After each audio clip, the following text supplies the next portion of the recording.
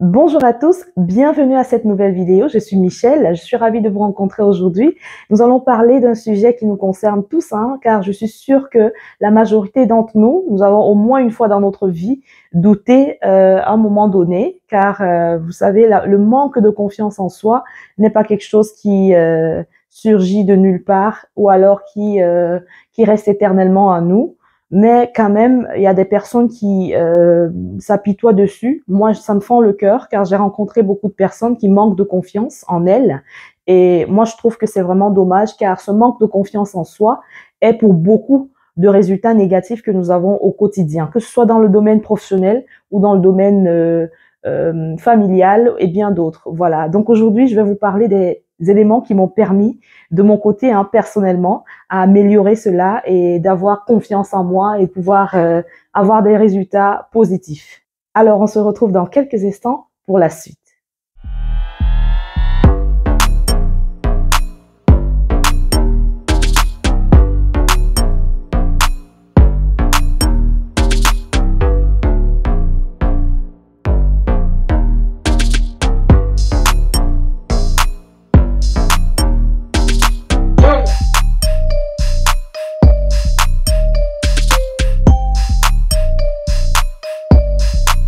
Nous voilà de retour, merci d'avoir patienté. Comme je vous le disais tout à l'heure, je rencontre beaucoup de personnes qui doutent d'elles.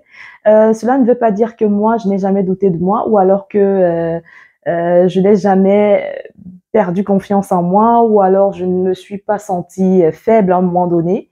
Donc, juste pour vous faire savoir que avant, j'avais des doutes et ces doutes me paralysaient.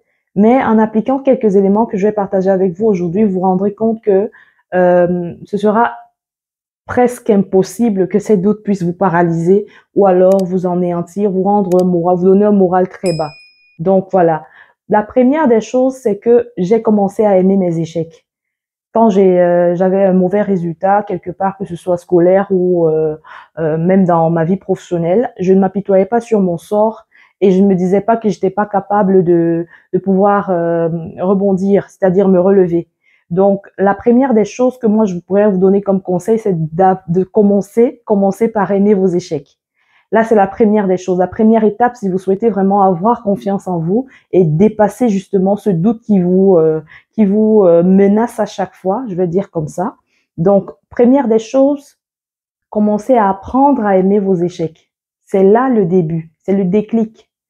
Pourquoi je le dis? Parce qu'en fait, il y a des personnes qui, de fois, lorsqu'ils se rappellent de leurs échecs, ou alors que même on a des camarades, oui, un camarade, ça peut arriver, un camarade de classe ou même un collègue de service puisse te dire des mots qui te rappellent tes échecs et tu te sens tout minuscule, te sens un peu réduit au point où tu perds vraiment tes moyens. Vraiment, il faut arrêter cela. Il faut à un moment donné accepter à aimer ses échecs. Parce que lorsqu'on vous dit, même vous pouvez comprendre, vous pouvez l'apprendre venant de vos collègues, même d'un membre de votre famille, ça peut arriver, que ça ne vous dérange plus, que vous puissiez le prendre pour un fait normal. Tout le monde échoue, bon, je ne veux pas dire tout le monde, mais la plupart des personnes, en tout cas moi je connais, euh, ont déjà eu quelque part un échec. Et pas toujours un échec qui se voit toujours aux yeux de tout le monde, mais quand même un échec reste un échec. Donc pour vous, ne le prenez pas pour un drame que vous ayez eu un échec, car vous savez, c'est à travers ces échecs qu'on grandit. Comme moi je dis, c'est à travers ces erreurs qu'on peut s'améliorer. Donc que ça ne vous gêne plus, qu'on vous rappelle vos échecs, ou alors que vous puissiez vous rappeler de cela. Ce n'est pas la fin du monde, comme on dit généralement. Au contraire, il faut puiser de vos échecs des éléments qui vont vous permettre d'aller de l'avant. Autre chose, identifiez vos points forts. C'est très important. Généralement, tout le monde sait qu'il fait des erreurs, tout le monde sait que voilà, j'ai des défauts, mon défaut est ceci, on dit cela de moi. Mais vraiment, il est important de changer la manière de voir les choses et de commencer à voir plutôt les points forts que nous avons, car cela nous permet de savoir nos capacités, de savoir jusqu'où on peut aller. Donc, il est important d'identifier ces points forts. Vous pouvez prendre un papier, vous notez vos différentes forces, 3 forces par exemple, vos forces et qualités qui vous qualifient le mieux. C'est important de le faire. Vous savez que réellement, voilà, voilà une de mes capacités, voilà une de mes qualités qui me définit le mieux. Et vous le notez et je suis sûre que ces éléments vont vous redonner confiance à un moment donné. Je vais vous expliquer pourquoi je vous dis de le faire. Car en fait, les jours qui vous font sortir de votre zone de confort sont les jours où vous n'avez pas la possibilité d'utiliser l'une de vos qualités. Et pourtant, lorsque vous allez essayer d'utiliser au moins une fois par jour une seule de ces qualités, je suis sûre que petit à petit, vous allez vous remarquer que votre confiance en vous va grandir. La troisième chose que vous devez faire et qui est aussi très importante est de se rappeler de ses succès. Oui, nous les êtres humains, c'est clair, hein, c'est courant qu'on puisse toujours retenir les échecs et plutôt que le négatif, hein, la plupart du temps, c'est toujours ce qui nous a rendu tristes ou alors ce qui nous a fait du mal que l'on retient. C'est clair, c'est comme ça pour la plupart de personnes d'ailleurs qui font face à ce type de manque de confiance dont je parlais tout à l'heure. C'est parce que vous ressourcez plus, vous restez plus fixé, focalisé sur vos échecs plutôt qu'à vos succès. Il est temps de changer la manière de penser. Il est temps de recommencer de plus vous axer et vous rappeler, surtout vous focaliser sur vos succès plutôt que sur vos échecs. Alors, chaque jour, notez ce dont vous êtes le plus fier. Moi, vraiment, c'est le conseil que je vous donne, hein. Notez ce dont vous êtes le plus fier.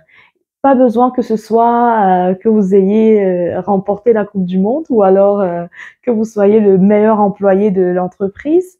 Vraiment, les choses, elles peuvent être peut-être insignifiantes à vos yeux, mais ces petits succès que vous pouvez définir de petits peuvent changer vraiment votre vie, surtout votre manière de voir les choses et surtout faire grandir votre confiance en vous. Autre chose, ne vous comparez jamais à qui que ce soit. Ne vous comparez jamais à qui que ce soit.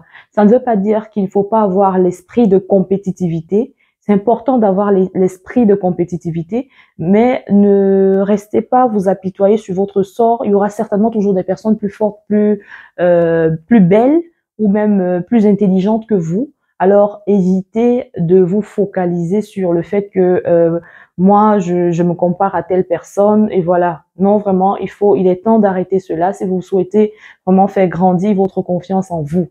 Par ailleurs, ne vous laissez jamais décourager par qui que ce soit, car ces personnes qui sont toujours en train de vous donner des conseils ou alors de vous dénigrer ou de dire que non, tu ne peux pas faire ça, ça c'est vraiment, c'est digne d'une personne qui a beaucoup de cran, qui a beaucoup de caractère, vous savez toujours, on a toujours fait face à ce type de commentaires venant des collègues ou même des camarades, même de nos membres de famille, hein, ça peut arriver. Donc ne vous focalisez pas sur cela, ne soyez pas très émotifs. C'est vrai qu'il y a des personnes qui sont comme ça de nature. En fait, je vous demande pas d'abandonner comme ça, c'est pas facile, mais comme je dis, généralement, c'est petit à petit qu'on réussit à faire de grandes choses. La dernière chose, comme généralement je dis à mes équipes, il faut toujours vous fixer des objectifs atteignables.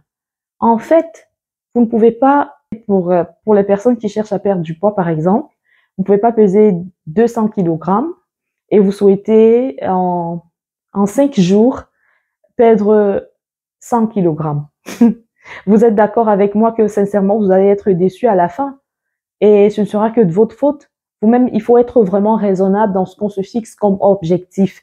Des objectifs atteignables sont les meilleurs pour augmenter sa confiance en soi.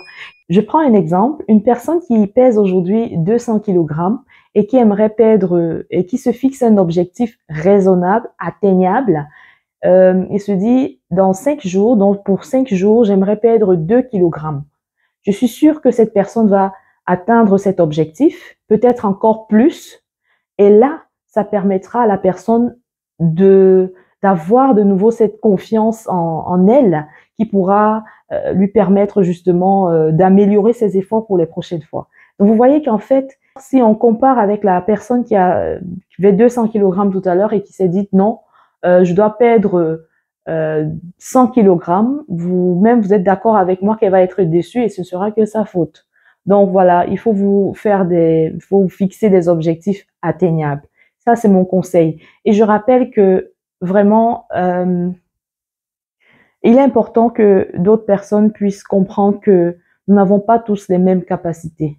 Nous n'avons pas les mêmes conditions de vie. Nous n'avons pas tous les, les mêmes rêves. Nous n'avons pas les mêmes compétences. Donc, il peut arriver, c'est vrai qu'on travaille pour s'améliorer, mais que cela ne devienne pas une manière pour les autres de dénigrer ce qui, pour autant, n'est pas mauvais, car d'autres personnes font des efforts, et ces efforts que vous faites, ces efforts que nous faisons actuellement finiront par payer un jour, comme on le dit généralement. Alors moi, je vous donne le conseil, restez focalisés sur vos objectifs atteignables, pensez toujours à vos succès, gardez-les en tête, et surtout vos qualités, vos forces, car c'est ça qui vous permettra d'aller de l'avant et surtout d'avoir toujours confiance en vous. Alors, je vous souhaite en cette fin d'année de passer de très belles fêtes et surtout que pour l'année prochaine, vous puissiez avoir de très bons résultats, que ce soit dans votre vie professionnelle, que ce soit dans votre vie familiale, que ce soit dans votre vie scolaire, votre vie estudiantine, et tout ce que vous faites dans toutes vos entreprises. Je vous souhaite beaucoup de bonheur et j'espère que nous allons nous retrouver pour de nouvelles vidéos. Merci à vous de regarder mes vidéos chaque fois, car vous m'encouragez à aller de l'avant et surtout à faire toujours de nouvelles vidéos afin que nous puissions ensemble gagner quelque chose en communiquant avec les autres.